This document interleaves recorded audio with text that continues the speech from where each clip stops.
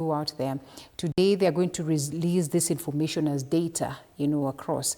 Maybe the next time, information that is very, very personal would find its way out. So how do you use this information to the advantage of the society or the community, and at the same time avoid that unnecessary fear that would come with people feeling like, okay, this is not a facility that we can trust, because if this data is going to be released out, it means that even personal data, is really not protected?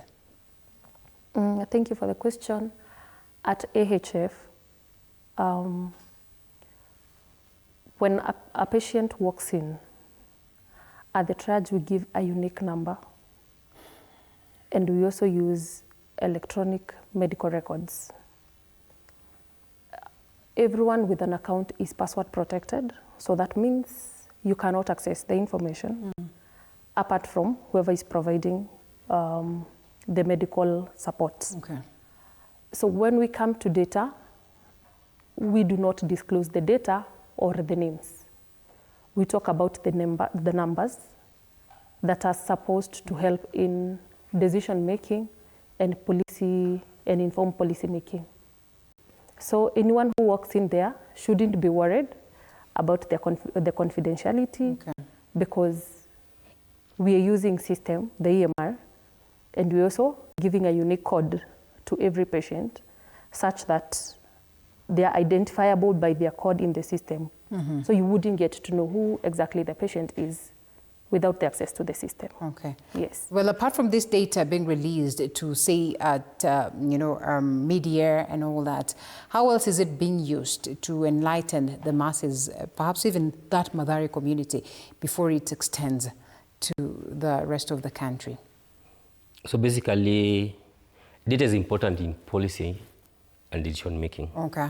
So, like in Mathare community, today if we see, because as the end users, we are able to see the location or the residence of each and every person. So if you see there's a specific area where there's dominance of a specific condition, so we offer targeted outreaches and health talks and campaigns and advocacies so that we can be able to break the chain and be able to set the community free of the infection. So basically, that is how data is used. Apart from resource allocation and everything, is still a part of data, because today, how will I assess that there's need that a specific community, let's say in Korogocho needs this service, is based on that data which is going to be there. Then now, if that data is analyzed, we use it to make that decision to take the service there which they need. Targeted. All right, executive order, or Trump's executive order, pretty much dealt a blow to, how best we could deal with, these concerns. And we just get to understand that there's been the exit of the likes of USAID, PEPFAR, and many would say this in a huge way impeded the fight against STIs as well as HIV. How do we get to bridge the gap, or how are we actually bridging the gap? Have you felt the impact maybe as AHF? Basically, the impact has been felt. Okay. That's why you get currently healthcare is moving, we are moving towards integration. We are integrating services. Because you check, like earlier on, like HIV care used to be standalone services, whereby you used to have a specific area for offering this care. Right. But with integration, now we are moving services back to the outpatient. Now there is no specific point where we say these are point this service is being offered.